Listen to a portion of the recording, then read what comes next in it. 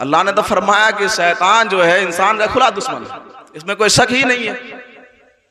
लेकिन कुर्बान जाइए हुजूर गौसे पाक रज़ी अल्लाह ताला अन्हु, हमें शैतान बहकाए तो हम बहक जाते हैं, हमें वसवसा डालता है तो हम वसवसा में गुम हो जाते हैं और उसी वसवसे के चलते हम सब कुछ तरह कर देते हैं। लेकिन कुर्बान जाइए जब इबादत और रियाजत करते करते हुजूर गौसे पाक मुजाहिदा करते रहे तो उस वक्त भी शैतान आया और हाजिर हुआ एक बादल के शक्ल में आया। और आने के बाद शैतान ने क्या कहा पता है? शैतान ने कहा कि अब्दुल कादिर मैं रब हूं माज़अल्लाह। उस बादल से आवाज आई, कहा मैं तेरा रब हूं, आपने बहुत इबादत किए हैं, आपने बहुत ज्यादा रियाजतें की है, आप मुजाहिदा किया है, आपने मुझे राजी कर लिया। ए अब्दुल कादिर, अब तुम्हें नमाज पढ़ने की जरूरत नहीं, अब तुम पढ़ो तो भी सही, ना पढ़ो तो भी सही। ये शैतान ने कहा। तो शैतान उस वक्त जाहिर नहीं हुआ था, बादल के शक्ल में आया और कह लगा अब्दुल कादिर तूने मुझे राजी कर लिया है, अब तुम नमाज पढ़ो चाहे ना पढ़ो, अब आपकी मर्जी। तो हुजूर अब्दुल कादिर जिलानी, अब जैसे अभी का जो पीर निकला है, बहुत सारे मलंग निकले ऐसे कुछ जो कहते हैं कि नमाज माफ है माज़अल्लाह, चलते फिरते नमाज हो जा रही है उनकी। अब इन लोगों के पास शैतान आया होगा, बोला होगा तो माफ हो गई लोगों की नमाज। लेकिन बड़े पीर दस्तगीर अब्दुल कादिर जिलानी रज़ी अल्लाह ताला अन्हु जो फरमाते हैं कि मेरा कदम सारे वलियों के कांधों पर है, उनके पास शैतान जब आया ना तो बादल के शक्ल में आया और बादल के शक्ल में आया, कहला कि आप पर सब कुछ अब फ्री है, माँ पढ़े तो भी ना पढ़े तो भी आपने मुझे राजी कर लिया। अब कुर्बान जाइए, इतना सुना तो हुजूर गौसे पाक रज़ी अल्लाह ताला अन्हु ने कहा अऊज़ु बिल्लाहि मिनश शैतानिर रजीम। जब इतना पढ़ा तो शैतान फिर अपनी शक्ल में आया और कहने लगा अब्दुल कादिर बता तूने मुझे पहचाना कैसे कि मैं शैतान हूं, आप कैसे पहचान लिए कि मैं शैतान हूं? तो उसने कहा कि तू कितना बड़ा बेवकूफ है। अल्लाह ने जब अपने प्यारे महबूब को इस चीज के लिए नहीं रोका, नमाज के लिए, अल्लाह तो फरमाता अपने महबूब के मेरे महबूब आप तहज्जुद की नमाज पढ़िए, आपके लिए फायदामंद है। वो जब तहज्जुद की नमाज पढ़ने का हुक्म देता है, रब तबारक व तआला सबसे चहीते महबूब को नहीं छोड़े, उनके लिए नमाज माफ नहीं हुई, तो मैं अब्दुल कादिर कितना बड़ा हूं जो मेरे लिए रब नमाज को माफ कर दे। तब शैतान फिर दूसरा चाल चला, देखिए कैसा बहकाता है। लेकिन देखिए शैतान अल्लाह वालों के पास आता है लेकिन टिक नहीं पाता।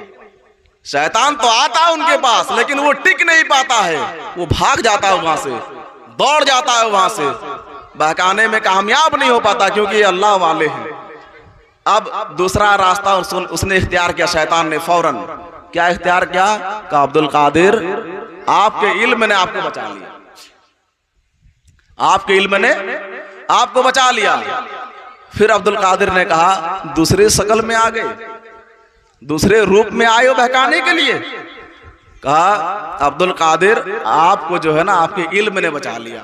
2-3 मरतबा कहा तो हुजूर गौसे पाक ने कहा शैतान मरदूत दूसरी शक्ल अख्तियार करके आ गए फिर बहकाने के लिए। कहा अब्दुल कादिर तुझे तेरे इल्म ने बचाया। फिर कहा सुन लो शैतान, मुझे मेरे इल्म ने नहीं बचाया, इसलिए कि जब तुझे तेरे इल्म ने नहीं बचा सका तो मुझे कैसे बचा सकेगा? शैतान कम पढ़ा लिखा है। कहा जब तुझे तेरे इल्म ने नहीं बचा सका तो अब्दुल कादिर को अब्दुल कादिर के इल्म कैसे बचा सकता है? मुझे तो रब के फजलो करम ने बचाया है, मुझे मेरे इल्म में नहीं बल्कि अल्लाह के फजलो करम ने बचा लिया, वरना तू भी तो इल्म वाला था, तू कैसे नहीं बचा? तू भी तो गुमराह हो गया।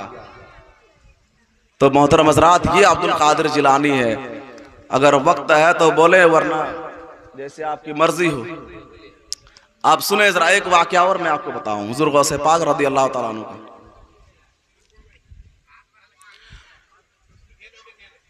हुजूर गौसे पाक रज़ी अल्लाह तआला अन्हु, इनकी करामत तो मैंने पहले ही कहा कि इतनी है कि शुमार नहीं की जा सकती। कौन सी करामत कहा जाए कौन सी ना कहा जाए, है सब करामतें। एक औरत आई दौड़ करके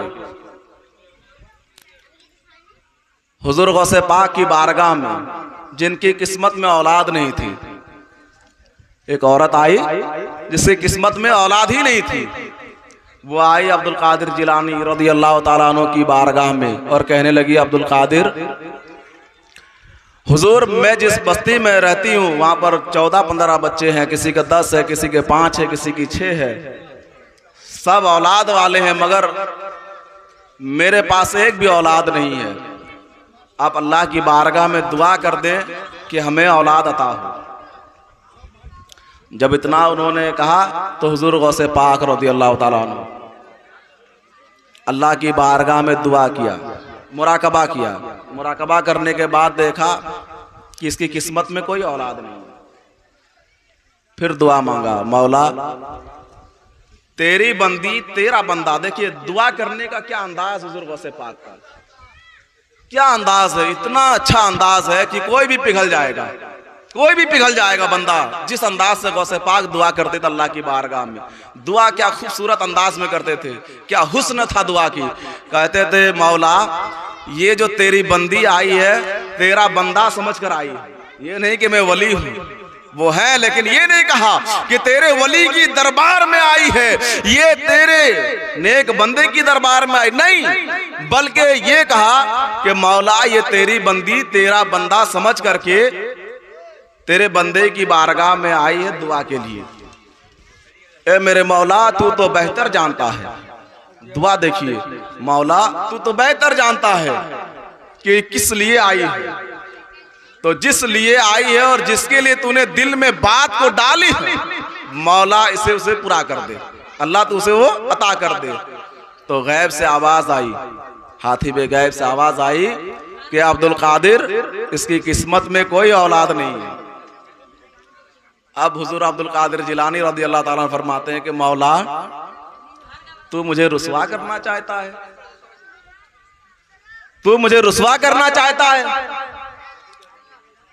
कि इसकी किस्मत में कोई औलाद नहीं है, चले जाएगी और जाने के बाद लोगों से कहेगी जा करके बगदाद में कि मैं गया था बगदाद के बड़े पीर के पास, मैं गया था अब्दुल कादिर जिलानी के पास, जिसके पास से कोई खाली वापस नहीं लौटता है, जिसकी दरबार में जाने से जो साइल जो सवाल लेके जाता है उसको वो जवाब मिलता है, जिस मकसद से जाता है वो मकसद पूरा करके आता है। ए मेरे मौला अगर तू चाहता है कि अब्दुल कादिर रुसवा हो जाए तो मौला तेरी राजी रजा पर मैं राजी हूं, कर दे तू मुझे रुसवा, इसे औलाद ना दे, मैं कह देता हूं चले जाए।